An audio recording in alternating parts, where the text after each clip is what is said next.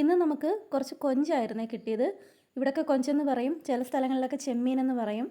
അപ്പോൾ ഈ കൊഞ്ച് ക്ലീൻ ചെയ്യുമ്പോൾ എപ്പോഴും എനിക്കൊരു ഭയങ്കര ടെൻഷനാണെന്ന് വെച്ചാൽ നന്നായിട്ട് വൃത്തിയായില്ലെങ്കിൽ എന്തെങ്കിലും വയറ്റിന് പ്രശ്നം ഉണ്ടാവുമല്ലോ. അപ്പം കൊഞ്ച് നന്നായി ക്ലീൻ ചെയ്തെടുത്തിട്ടുണ്ട്. ഇനി കുറച്ചെടുത്തങ്ങ് ഫ്രിഡ്ജിലേക്ക് മാറ്റിയിട്ടുണ്ട്. നാളെ അതൊരു മാങ്ങ ഇട്ട് കറി വെക്കാമെന്ന് വിചാരിച്ചിട്ട്. അപ്പം ബാക്കി ഞാൻ എടുത്തിട്ട് റോസ്റ്റ് ചെയ്യാൻ വേണ്ടി എടുത്തിട്ടുണ്ട്. ഇതാവുമ്പോൾ പെട്ടെന്നാവുമല്ലോ. കുറച്ച് ചെറിയുള്ളി എടുത്ത് ഇതുപോലെ ഒന്ന് വഴറ്റിയെടുത്തിട്ടുണ്ട്.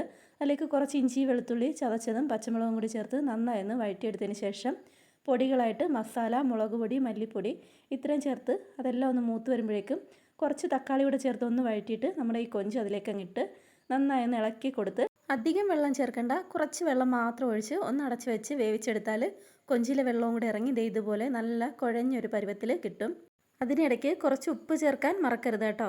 അപ്പോൾ ഇതുപോലെ പെട്ടെന്ന് തന്നെ നമ്മുടെ കൊഞ്ച് റോസ്റ്റ് റെഡി ആയിട്ടുണ്ട്. ഫൈനലി കുറച്ച് കറിവേപ്പിലയും കൂടി ഇട്ടാൽ ഇതുപോലെ നല്ല അടിപൊളി കൊഞ്ച് റോസ്റ്റാണ്.